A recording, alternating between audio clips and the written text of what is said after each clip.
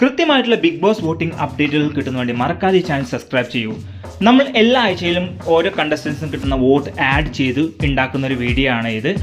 അതുവഴി നമുക്ക് ഏറ്റവും കൂടുതൽ പോപ്പുലറായ വ്യക്തി അതല്ലെങ്കിൽ ഏറ്റവും കൂടുതൽ ജനപ്രീതിയുള്ള വ്യക്തി ആരാണ് നമുക്ക് ഈ വീഡിയോയിലൂടെ പരിശോധിക്കാൻ പോകുന്നത്.